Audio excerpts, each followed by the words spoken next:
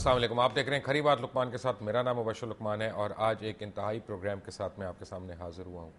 میرے پاس پروگرام میں آپ کو بتانے کے لیے کوئی بریکنگ نیوز نہیں ہے, کوئی نئی خبر نہیں ہے, لیکن جو خبریں آپ پچھلے ایک ہفتے سے سن رہے ہیں یا دیکھ رہے ہیں ان کے اوپر بڑا سیریس قسم کا ایک تجزیہ اور ایک اوپینین مجھے چاہیے, جس کے لیے میں نے 3 بڑے سینئر اپنے فن کے ماہر لوگوں کو, پروفیشنلز کو زحمت دی ہے یہاں پہ آنے کے لیے.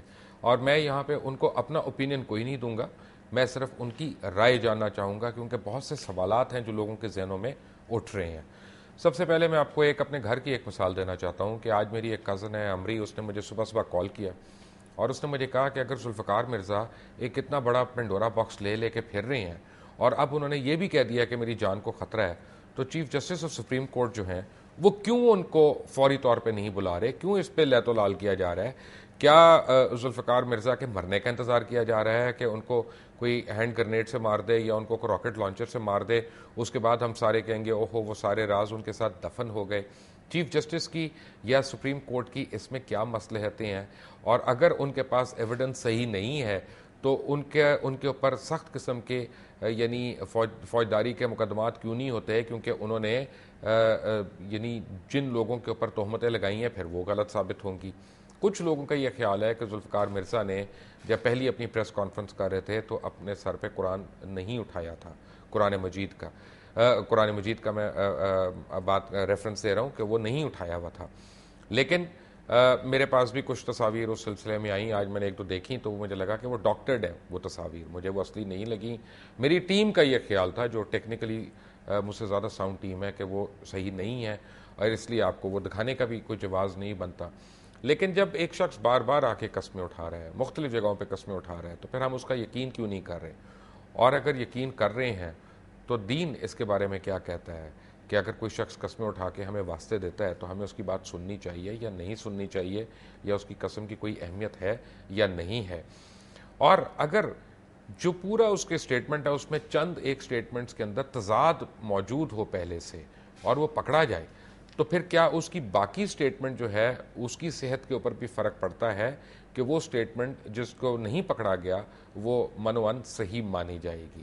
ایک چھوٹی سی میں آپ کو ایگزامپل دیتا ہوں کہ پرسوں رات کے ایک پروگرام میں ایک ٹیلی ویژن چینل پہ, ایکسپریس ٹیلی ویژن پہ, میں پریسائز ہو کے بتا رہا ہوں, ڈاکٹر ذوالفقار مرزا نے شاذب خانزادہ کو رحمان ڈکیت کے حوالے سے چند باتیں کی. آپ بھی دیکھیں, میں بھی دیکھتا ہوں, پھر میں آپ کو دکھاتا ہوں. پہلے تو یہ دیکھ لیں کہ قرآن پاک ہے بھی ہے نہیں. آپ لوگوں کے شہزادوں نے, میڈیا والوں نے یہ کہا کہ دیکھ لیتے ہو قرآن شریف تھا بھی یا نہیں. میں نے پیپلز پارٹی کے لیاری کے پکڑے, لیاری کا کلر میں نے خود مروایا. رحمان کس سے مروایا؟ کسی کے باپ میں ہمت تھی؟ میں نے غلطی کی اس کو مروا کے. اس وقت میں لوگوں کے پروپیگنڈا میں, ایم کیو ایم کے پروپیگنڈا میں آ گیا. میں سمجھتا ہوں کہ وہ رائٹ پاتھ پہ چل رہا تھا. آج اس لیے اس کو شہید کرتا ہوں کیونکہ میں لیاری کو جانتا بھی نہیں تھا جب میں نے یہ چیز کیا. میں لیاری کو جانتا بھی نہیں تھا, میں نے لوگوں کے کہنے پہ, لوگوں کے پروپیگنڈا پہ اس کو مروا دیا. آج میں اس کو شہید سمجھتا ہوں. اور ان کا کہنے کا مطلب ہو سکتا ہے میں غلط سمجھ رہا ہوں, آپ بھی مجھے گائیڈ کریں. مرزا صاحب کو ہم نے بڑی کوشش کی ہے رابطہ کرنے کی, ان سے نہیں رابطہ ہوا. اگر وہ دیکھیں تو وہ مجھے گائیڈ کریں کہ رحمان ڈکیت کو جس سے انہوں نے لا تعلقی کا اظہار کیا کہ میں اس کو نہیں جانتا تھا, میں چند تصاویر رحمان کے ساتھ آپ کو مرزا صاحب کی دکھانا چاہتا ہوں. اگر آپ اپنی اسکرین پہ بھی ملاحظہ فرمائیں, یہ تقریباً کوئی 3 سال پرانی تصاویر ہیں. یہ ذوالفقار مرزا صاحب رحمان ڈکیت صاحب کے ساتھ کھڑے ہیں, یا حافظ رحمان صاحب کے ساتھ, یا حاجی رحمان, جو بھی ان کے چاہنے والے ان کو جس نام سے بھی بلاتے ہیں. تو یہ مرنے کے بعد کی تصاویر تو نہیں ہے, یہ مرنے سے پہلے کی ہیں. تو اسی طرح جب انہوں نے کہا کہ ہاں میں نے اس کو قتل کیا یا قتل کرایا یا اعتراف کیا, میں اس کو دوبارہ سننا چاہتا ہوں کہ انہوں نے یہ تو نہیں کہا کہ میرے دور حکومت میں ہوا تو میرے اوپر ذمہ داری ہے. لیٹس ہیئر اٹ اگین کہ کہا کیا انہوں نے. پہلے تو یہ دیکھ لیں کہ قرآن پاک ہے بھی ہے نہیں. آپ لوگوں کے شہزادوں نے, میڈیا والوں نے یہ کہا کہ دیکھ لیتے ہو قرآن شریف تھا بھی یا نہیں. میں نے پیپلز پارٹی کے لیاری کے پکڑے, لیاری کا کلر میں نے خود مروایا. رحمان کس سے مروایا؟ کسی کے باپ میں ہمت تھی؟ میں نے غلطی کی اس کو مروا کے. اس وقت میں لوگوں کے پروپیگنڈا میں, ایم کیو ایم کے پروپیگنڈا میں آ گیا. میں سمجھتا ہوں کہ وہ رائٹ پاتھ پہ چل رہا تھا. آج اس لیے اس کو شہید کرتا ہوں کیونکہ میں لیاری کو جانتا بھی نہیں تھا. میں نے خود رحمان کو مروایا, میں نے خود کلر رحمان کو مروایا. یہ ایک اعتراف جرم ہے. کیا اس ملک کی حکومتیں, کیا اس ملک کی عدالتیں اس کے باوجود خاموش رہیں گی اور بہت سے سوالات یہاں پہ اٹھتے ہیں، اور میں دعوت دینا چاہ رہا ہوں آج پہلی باری اپنے پروگرام میں، بڑے آنر کی اور اعزاز کی میرے لیے بات ہے کہ محترم افتخار صاحب آئے ہیں۔ افتخار احمد سینئر تجزیہ نگار ہیں، روزنامہ جنگ اور جیو سے آپ کا تعلق ہے۔ مفتی راغب نعیمی صاحب ہیں جی، مذہبی اسکالر ہیں اور بڑے ہر دل عزیز اسکالر ہیں، یہ اہل سنت والجماعت سے ان کا تعلق ہے۔ ہمایوں گوہر ہمیں جوائن کر رہے ہیں اسلام آباد سے، سینئر تجزیہ نگار ہیں، اور میں ان کی رائے کی بہت رسپیکٹ کرتا ہوں کیونکہ ہمیشہ یہ ایموشن سے الگ ہو کے لاجک پہ آ کے رائے دیتے ہیں۔ افتخار صاحب، سب سے پہلے میں نے نعیمی صاحب سے میں بات کرنا چاہوں گا کیونکہ ایک امپورٹنٹ بات ہے، ہم مسلمان لوگ جو ہیں نا، چاہے کمزور مسلمان کہہ لیں، ضعیف مسلمان کہہ لیں، ہمارے سامنے جب کوئی قرآن اٹھا لیتا ہے تو ہمارے پاس اس کو سچا سمجھنے کے علاوہ کوئی چارہ نہیں ہے۔ ہم یہ سمجھتے ہیں کہ وہ اور اس کے اللہ کے درمیان یا ہمارے خدا کے درمیان اب وہ معاملہ آ گیا اور وہی اس کو غلط ثابت کرے۔ سوال یہ ہے کہ جیسے ایک چیز آپ کو میں نے دکھائی، اس میں اور بھی آپ کو میں شواہد دوں گا کہ جب ایک شخص نے اس میں کچھ اگر غلط بیانیاں کی ہوں، ہو سکتا ہے باقی بھی صحیح ہوں، تو یہ بار بار قسمیں اٹھانا، بار بار قرآن اٹھانا، کبھی حیدرآباد میں، کبھی لیاری میں، کبھی وہاں پہ، اس کے متعلق خود قرآن مجید کیا احکامات دیتا ہے؟ بسم اللہ الرحمن الرحیم۔ کسی بھی شخص کا ایک بات کو بار بار قسم کے انداز میں کہنا اور اس کے استشہاد کے لیے قرآن کریم کو اٹھانا اور قرآن کریم کو بار بار بیان میں لے کے آنا، در حقیقت وہ اپنی بات میں استحکام پیدا کرنا چاہتا ہے، اپنی بات کو مستحکم کرنا چاہتا ہے تاکہ لوگوں کو اس کی بات پر یقین کرنے میں کوئی قدغن محسوس نہ ہو اور وہ کسی بھی حیل و حجت کے بغیر اس کی بات کو سچ تسلیم کر لیں، درست تسلیم کر لیں۔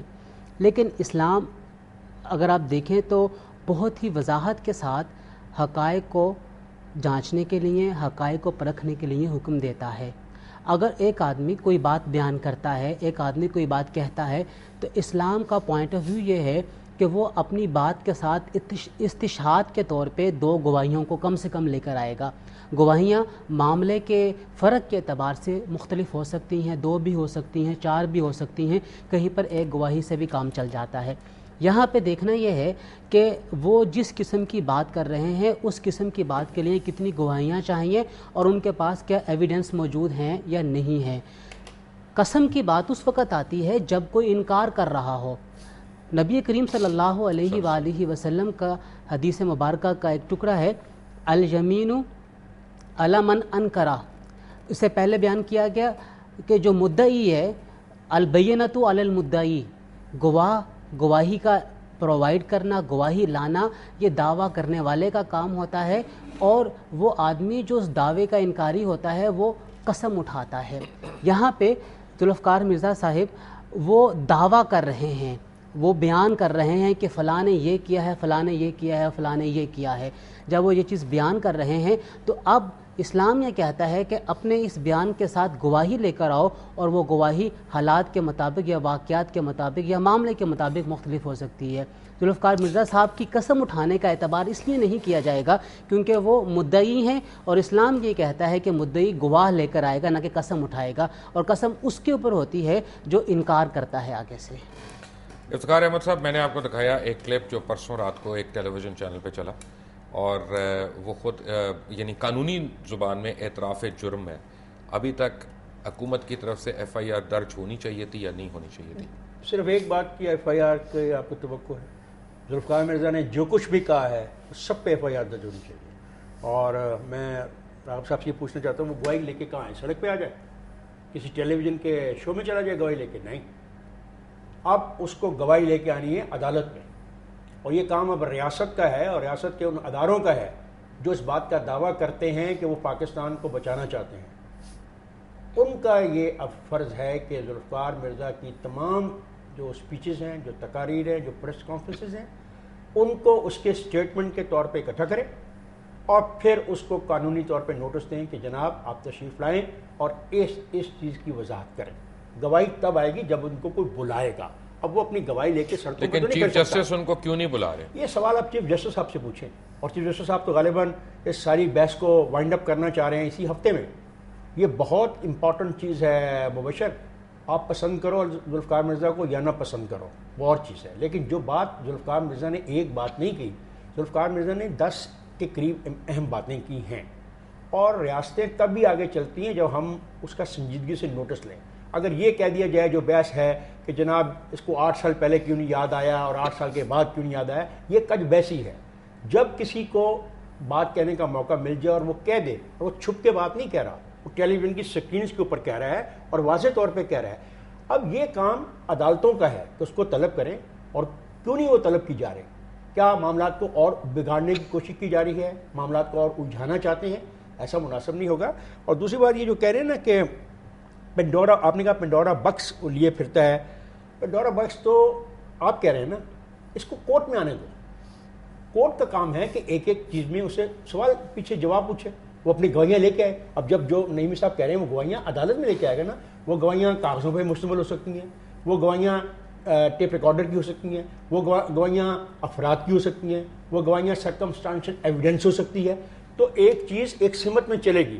اب مصیبت ہمارے ملک میں یہ ہے کہ ہم کبھی بھی سنجیدگی کے ساتھ اس قسم کے معاملات میں کوئی انکوائری کرنے کو تیار نہیں، اور جب سے پاکستان بنا ہے میں نہیں سمجھتا ہم نے کبھی انکوائریاں کی ہوں اس قسم کی۔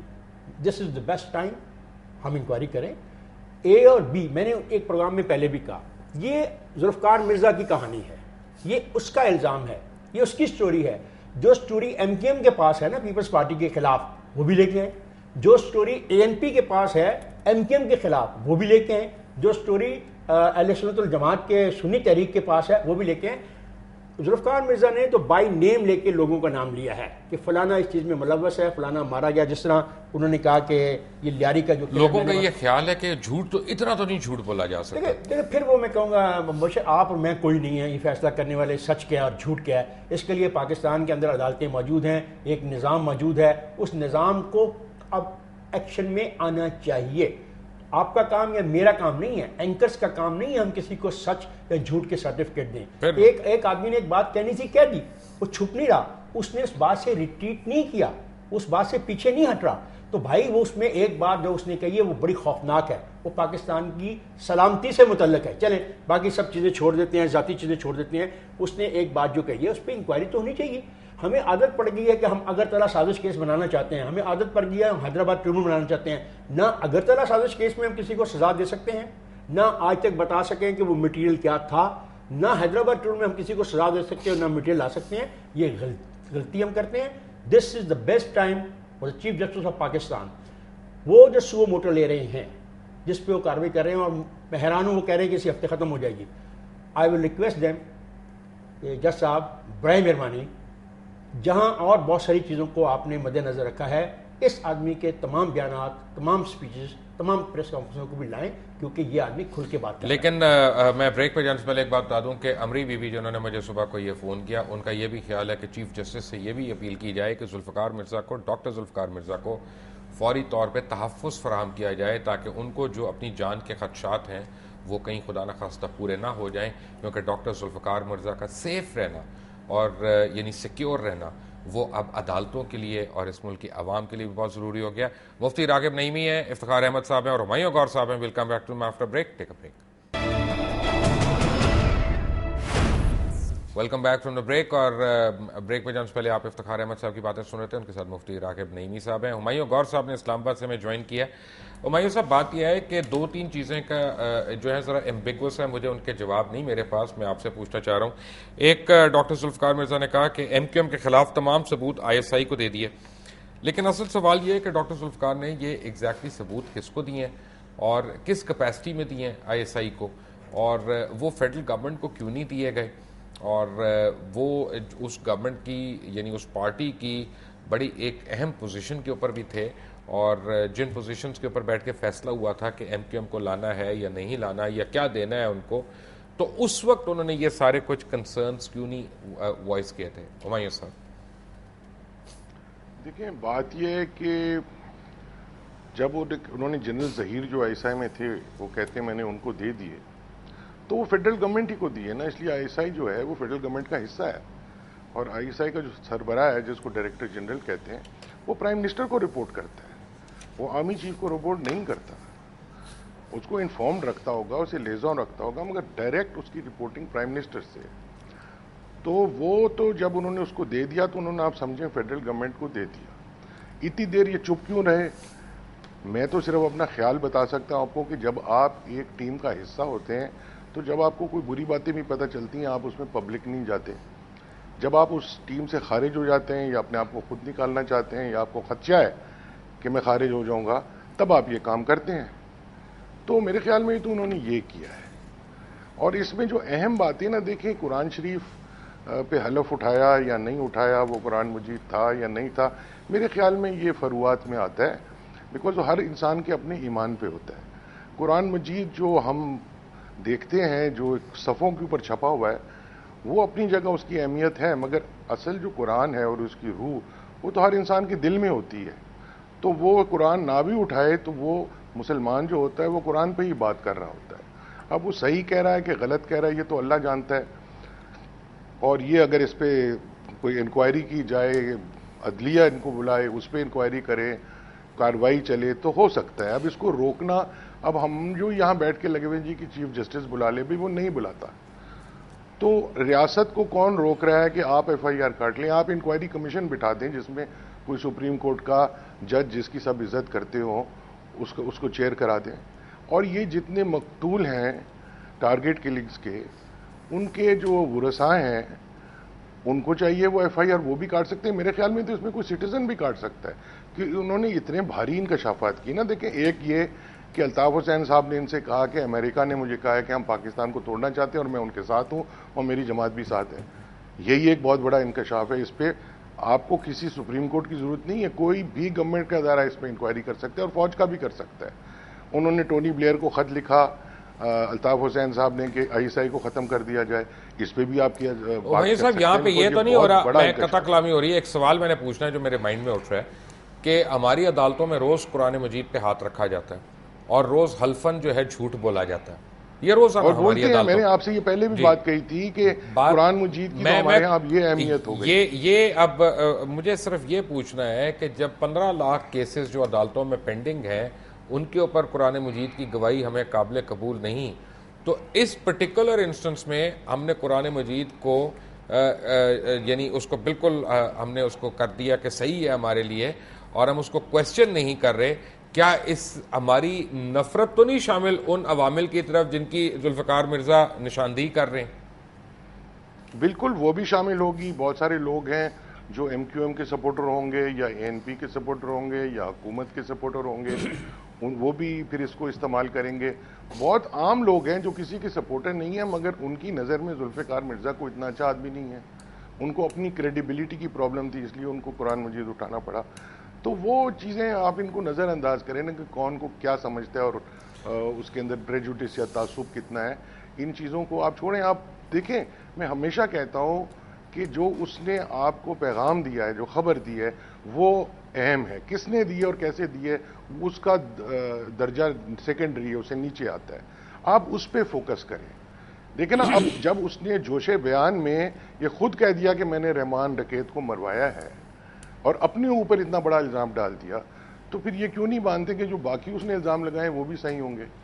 اور اگر آپ سمجھتے ہیں وہ غلط ہو سکتے ہیں تو پھر شاید یہ بھی غلط ہو سکتا ہے. جوش بیان صاحب اس پہ کوئی بات کرنا چاہ رہے ہیں؟ جی میں یہ کہنا چاہ رہا ہوں, دیکھو کہ ہمیں اس کو استعمال کرتے ہوئے ایک فائدہ اٹھانا چاہیے. It is not against M Q M, it is not against A B اور سی. یہ میں نے جیسے پہلے کہا, یہ ذوالفقار مرزا کی کہانی کا حصہ ہے.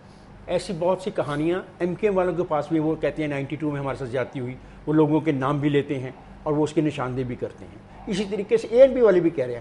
میرا خیال ہے اب ویسے ایم کیو ایم کے اوپر بھی 92 میں معذرت کے ساتھ آپ کے ایک سیٹنگ پرائم منسٹر نے ایک پریس کانفرنس میں چارج شیٹ دے کے آپریشن شروع کرا دیا تھا.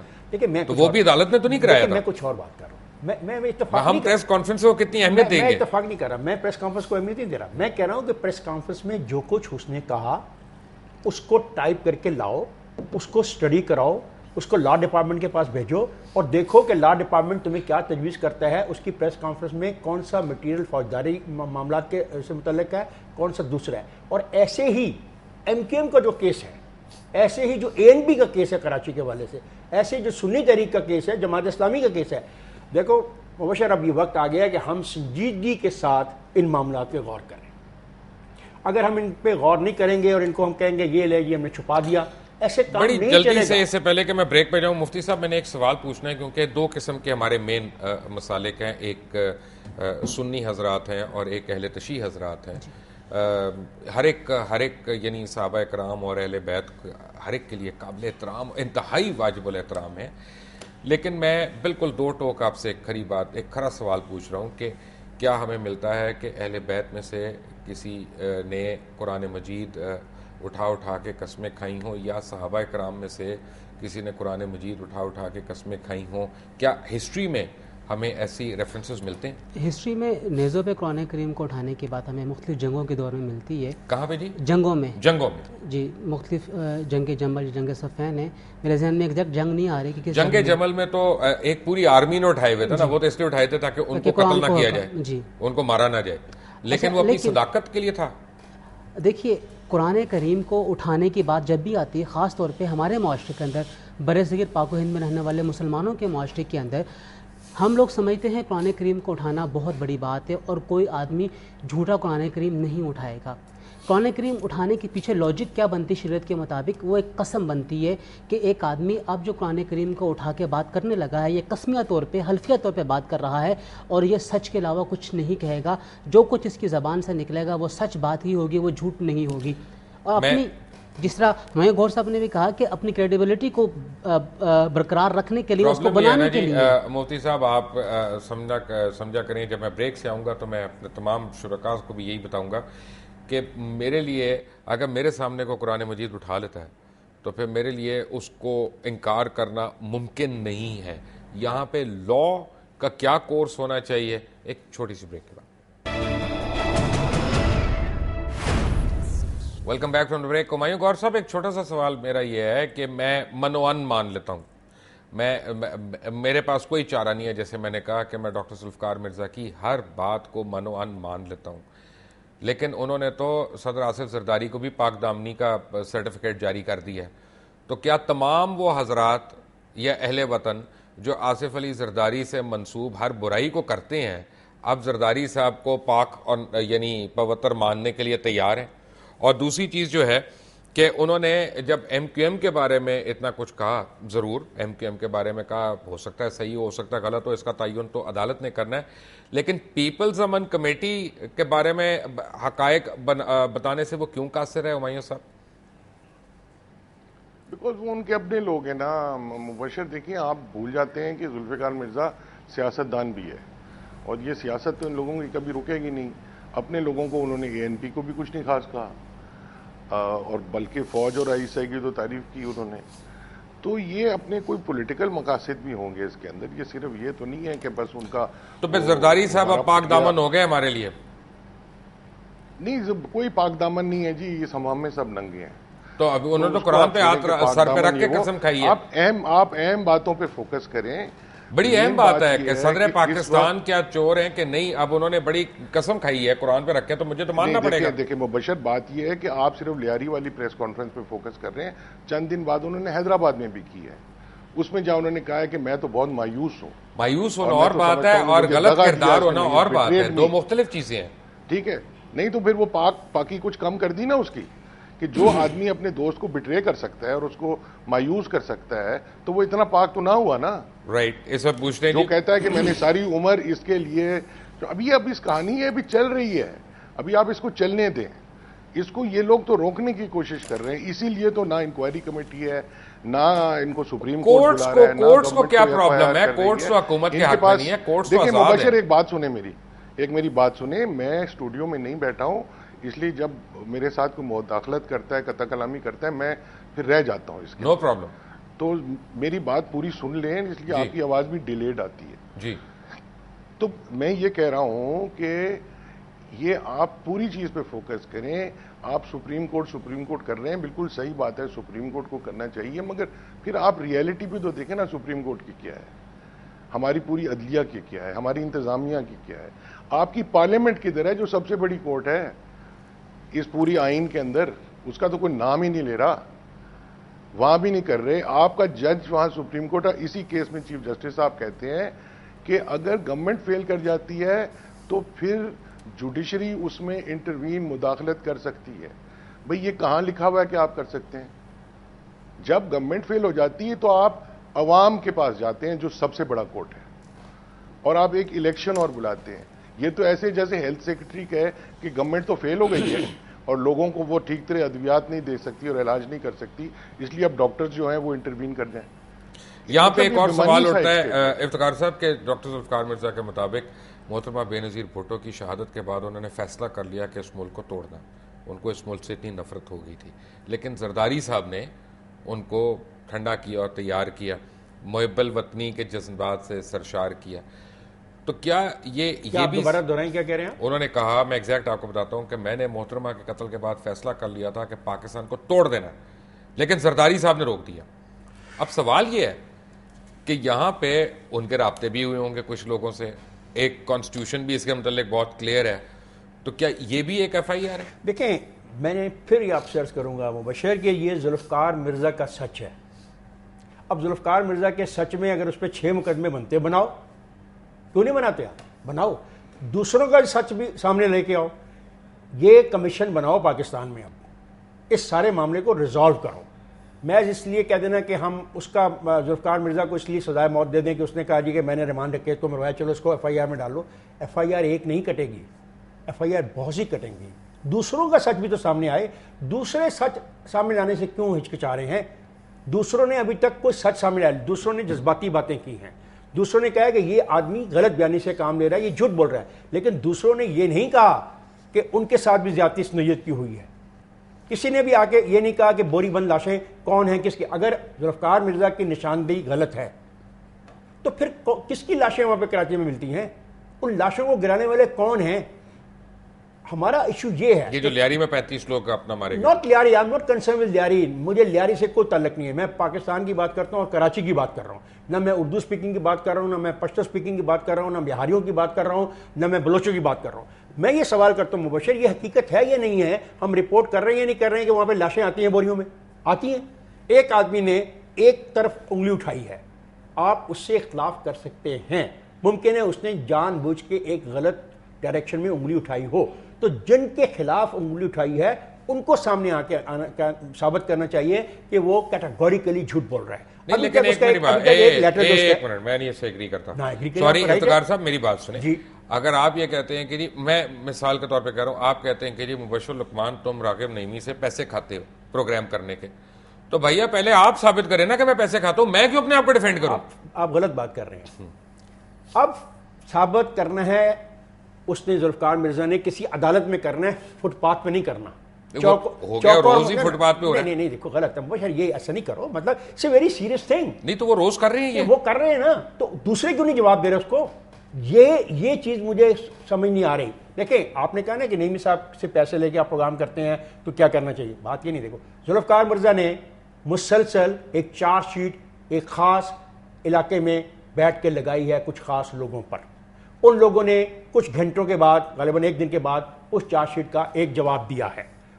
کئی دن کے بعد, مجھے کئی دن تو نہیں, خیر کچھ گھنٹوں کے بعد انہوں نے اس کو کنڈیم کیا, چارج شیٹ کا جواب دیا ہے.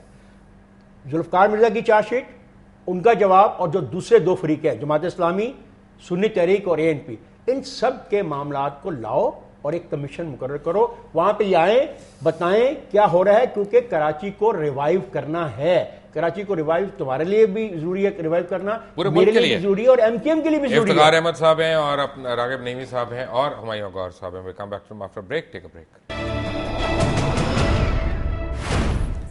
Welcome back from the break. Humayun Ghaur صاحب, ایک بات تو طے ہے کہ ذوالفقار مرزا کا اور یہ سارا جو ٹوسٹ ہوا ہے یہ کچھ آڈیو ٹیپس کے اوپر ہوا ہے, جس کے متعلق مختلف اینکرز نے بھی نشاندہی کی ہے, مختلف جرنلسٹوں نے بھی نشاندہی کی ہے, اور یہ بھی ایک طے شدہ بات ہے کہ ہمارے ہاں کسی کو بھی نیچا دکھانے کے لیے اس کے فونز کو ٹیپ کیا جاتا ہے, جو کہ غیر قانونی بات ہے انلیس اینڈ انٹل اس کی عدالتی پرمیشن نہ لی گئی ہو. اور اس طرح سے لوگوں کو بلیک میل بھی کیا جاتا ہے, ان کی عزتیں بھی اچھالی جاتی ہیں. تو یہ بھی تو ہو سکتا ہے کہ ذوالفقار مرزا صاحب کو کسی نے انسائٹ کیا ہو ایک ٹیپ کا حوالہ دے کے یا ایک جعلی ٹیپ دکھا کے کہ وہ بھڑک اٹھیں. हुमायूं गौर साहब की लाइन ड्रॉप होगी. इफ्तिखार साहब, would you like to answer that? देखिए, मैं किसी ऐसी टैप को नहीं जानता. मैं आपकी इस बात से इत्तेफाक करता हूँ, टैप नहीं करना चाहिए. इस सारे वाक़े में समझ आ रहा है कि टैप हुई, क्योंकि एक एंकर ने एक प्रोग्राम के अंदर उर्दू का पूरा जो मतन है वो दिखाया टैप का. ये भी जुर्म है. इस जुर्म को ही चलो अदालत नोटिस ले ले. अदालत इसी बात का नोटिस ले ले कि फलानी जगह डॉक्यूमेंट्स दिखाए गए हैं जिनके बारे में दावा किया गया ये टेप की ट्रांसक्रिप्शन है, आप लोग आएंगे, आपके पास कैसे आए थे, शुरू करें. देखो मुबशर, इसमें इंक्वायरी की ज़रूरत है. इसमें पाकिस्तान के लिए ज़रूरी इसलिए है कि इस तरह तो हम इलेक्शन आने वाला है नेक्स्ट ईयर, तो MKM को ये जवाब देना पड़ेगा, हर एक चीज़ का गली मोहल्ले में देना पड़ेगा, नहीं देना पड़ेगा. तो इलेक्शन से पहले रहमान मलिक को भी देना पड़ेगा. रहमान मलिक ने जो कहा है, गालिबन रहमान मलिक ने प्राइम मिनिस्टर को एक लेटर लिखा कि इसके लिए कमीशन बना दिया जाए. What interesting thing. अगर रहमान मलिक ने लेटर लिख दिया तो प्राइम मिनिस्टर क्यों नहीं कमीशन बना रहा है, मेरी समझ से बाहर है. मैं तो मुतालबा करता हूँ as a citizen of Pakistan कि इस मामले पे कमीशन बनाया जाए और इसको जिम्मेवारी किसी का एहसास किया जाए. गैर जिम्मेदाराना रवैया हम छोड़ दें. वेरी क्विकली हमारा राब्ता हो गया. हुमायूं गौर साहब, क्या जुल्फिकार मिर्जा के पीछे कोई खुफिया हाथ है? हो सकता है, इसमें तो कह नहीं सकते. खुद हो सकता है इसने ये सोलो फ्लाइट की है, खुफियात भी हो सकता है, कोई लार्जर प्लान और स्कीम भी हो सकती है. इस वक्त कह नहीं सकते हैं. सबूत तो उस बेचारे ने बार बार कहा कि मेरे पास है, मैं सिर्फ सुप्रीम कोर्ट को दूंगा या इसको दूंगा. भाई आप आवाम को क्यों नहीं देते? किसने आपको हुक्म दिया कि सिर्फ सुप्रीम कोर्ट को दें? आप आवाम को दें. और अगर आप मुझे एक बात बताएं हुमायूं साहब, मुझे एक बात बताएं. डॉक्टर जुल्फिकार मिर्जा ने अपना करियर, अपनी सियासत, अपनी दोस्ती, अपना तमाम मटेरियल यानी इनकम, पैसा, रिसोर्स सब दाव पे लगा दिया. क्या बगैर किसी सोचे समझे उन्होंने लगा दिया? गुस्से में इंसान अक्सर सोचे समझे बगैर कर देता है. तो गुस्सा किस दर्जे का? मगर ये मैं आपको बता दूं कि वो तबाह नहीं हुए हैं. वो अब इंटीरियर सिंध के लीडर वो हैं. वो एक्चुअली अब जरदारी साहब से भी आगे निकल गए. तो इस वक्त ये नहीं कह सकते वो कंप्लीटली तबाह हो गए हैं. मगर अब देखना है कि आगे उनका इरादा है, पहले मकासद क्या थे और अब अगर इससे वो कोई फ़ायदा उठाना चाहते हैं तो क्या उठाएंगे. मैं सिर्फ जुल्फिकार मिर्जा साहब से एक दरख्वास्त करना चाहता हूँ. आपको डर है कि आप मारे जाएंगे. आप जल्दी से रिकॉर्डिंग करा दें. जो कुछ आपने अभी तक नहीं बताया, जो आपके पास सबूत है, उसको महफूज रख लेंगे. अगर खुदा ना खास्ता मारे गए तो वो रिकॉर्डिंग चला देंगे, चाहे वो मुबशर आपको दे दे रिकॉर्डिंग. मगर ये हिस्ट्री के लिए बहुत ज़रूरी है. या कलम बंद कर ले, मगर उसमें टाइम भी लगता है और पता नहीं उनको आता है कि नहीं अच्छी तरह करना. तो वो आपको अगर इंटरव्यू दे के चाहे 4 घंटे का, यानी एक और वसीयत हम आप कह रहे हैं कि एक और वसीयत हमारे गले पड़ जाए. वसीयत देखें, अगर वसीयत सच है तो वो गले नहीं पड़ती, वो आपको बचाती है. मैं एक सेकंड, इस वक्त वक्त आ गया पाकिस्तान में ये छोटी छोटी इंक्वायरी कमीशंस का नहीं, जैसे नेल्सन मंडेला ने ट्रूथ एंड रिकंसिलिएशन का बनाया था. आप कम से कम ट्रूथ का तो बना लें, रिकंसिलिएशन बाद में. मैं करता हूं इस पर. थैंक यू हुमायूं साहब जी. बिल्कुल, मैं इत्तेफाक करता हूं हुमायूं साहब से कि आए हम एक ऐसा कमीशन बनाएं, सच का कमीशन बनाए ना. ये सच जुल्फिकार मिर्जा का है, दूसरों के पास भी तो सच है ना, सच को भी लेके आओ सामने. This is the time. देखो, एक स्ट्रॉन्ग पाकिस्तान बनाने के लिए हमें ऐसे सच का सामना करना पड़ेगा और जो गलतियां हुई हैं उनको ख़त्म करना पड़ेगा और ज़ातियात से बाला तार होकर पॉलिटिक्स करनी पड़ेगी. MKM के पास 25 सीटें हैं. MKM अपनी 25 सीटों को रिटेन करने के लिए पूरी जद्दोजहद करेगी. पाकिस्तान पीपल्स पार्टी आने वाले इंतखाबात में अपनी पोजीशन को मेंटेन रखने की जरूर कोशिश करेगी. जो नुकसान उसको कमिश्नरी और नॉन कमिश्नरी के फड्डे में सिंध इंटीरियर में हुआ, वो जो नुकसान है उसको भी, डैमेज को वो मेंटेन करने की कोशिश कर रहे हैं कि वो जो डैमेज हुआ है उसकी मैनेजमेंट कैसे कर सकें. वो भी है ना. तो इलेक्शन तो दूर नहीं है. तो क्या है रास्ता? क्या है रास्ता? यह है कि हम हर एक की बात सुन के चुप हो जाएं, या गौर साहब वाली बात कि खुदा ना खास्ता अगर कल उस पर कुछ हो गया तो एक तुम्हारे वाली बात की रिकॉर्डिंग हम सुन लें. नहीं, दिस इज द टाइम. भाई सुप्रीम कोर्ट क्या करने गई थी कराची में? सुप्रीम कोर्ट कराची में गई थी. कराची के अंदर जो पैदा हाल है उस पर काबू पाने के लिए, जानने के लिए, वजूहात को जानने के लिए, आइडेंटिफाई करने के लिए. वो तो आइडेंटिफिकेशन तो हो गई. आइडेंटिफिकेशन ये एक, मैं नहीं मानता ये सारी आइडेंटिफिकेशन है. देखो मैं बार बार शुरुआत तो है ना. हाँ, मैं कह रहा हूँ शुरुआत है. जुल्फिकार मिर्जा की का मौकफ है. चले, दूसरों का एक अहम मौकफ है. यस, अहम मौकफ है. यस, अपना वेरी क्विकली 1 मिनट है. रागिब नईमी साहब, एक मुसलमान का दूसरे मुसलमान के ऊपर झूठी तोहमत लगाने के बारे में अल्लाह ताला का क्या अहकाम है? देखिए, एक मुसलमान दूसरे मुसलमान के ऊपर कोई गलत इल्ज़ाम, कोई झूठी तोहमत लगाएगा तो इंदल्लाह उसे उसका जवाबदेह होना पड़ेगा. ایک آدمی قسم کے ذریعے دوسرے آدمی کو نقصان پہنچانے کی کوشش کرتا ہے یا قسم کو بیچتا ہے یا اپنی گفتگو کو بیچ کے دوسرے آدمی کو نقصان پہنچاتا ہے، قرآن کریم میں کہا گیا ہے لا خلاق لہم فی الآخرہ، آخرت میں ان کے لیے کوئی حصہ نہیں ہوگا، اللہ تعالیٰ ان کی طرف نظر نہیں کرے گا، انہیں پاک نہیں کرے گا، ان کی مغفرت بھی کسی طور پہ نہیں کی جائے گی۔ اس لیے ایک آدمی اگر کسی پہ الزام لگا رہا ہے تو الزام لگانے سے پہلے سوچ لے کہ وہ جھوٹا الزام تو نہیں لگا رہا، کیونکہ اپنی قسم کے ذریعے وہ ایک آدمی کے اوپر بہتان یا ایک آدمی کے اوپر ذمہ داری لائبلٹی ڈال رہا ہے اور اسے اس کا ذمہ دار ٹھہرایا جا رہا ہے۔ اس ذمہ داری کو ٹھہرانے کے لیے اسے اپنا اندر بھی دیکھنا پڑے گا کہ میں کتنی پختگی کے ساتھ وہ بات کر رہا ہوں، میرے پاس ایویڈنس کیا ہے، کیونکہ اسلام میں کوئی بات بھی بغیر ایویڈنس کے قابل قبول نہیں ہوتی ہے۔ مفتی راغب نعیمی صاحب آپ کا، افتخار احمد صاحب آپ کا، ہمایوں غور صاحب آپ کا بہت بہت شکریہ۔ اور جیسے میں نے آج وعدہ کیا تھا کہ میں کوئی بحث خود نہیں کروں گا، میں صرف سوالات پوچھوں گا، جو سوالات مختلف لوگوں نے میرے تک بھیجے ہیں، اور چلتے چلتے میں اینڈ میں صرف امریکہ وہ message chief justice of supreme court Iftikhar Muhammad Chaudhry صاحب کے لیے دہرانا چاہتا ہوں کہ اب آپ کس چیز کا انتظار کر رہے ہیں، آپ کب آئیں گے، کب آپ اس کے اوپر ایکشن لیں گے اور اس کو ڈاکیومنٹ کریں گے، ذوالفقار مرزا کو بھی آپ تحفظ فراہم کریں گے اور اس کے ساتھ ساتھ 18 کروڑ عوام کو بھی عدالتیں جو ہیں اب تحفظ فراہم کریں گی۔ اگر لوگوں کی نشاندہی ہوئی ہے تو جیسے افتخار احمد صاحب نے کہا کہ مخالفین کی بھی اب باتیں جو ہیں یا ایویڈنس جو ہے وہ ڈاکیومنٹ ہونا چاہیے تاکہ ونس فار آل یہ ساری چیزیں عوام کے سامنے آ سکیں۔ انٹل ٹمورو، اللہ حافظ۔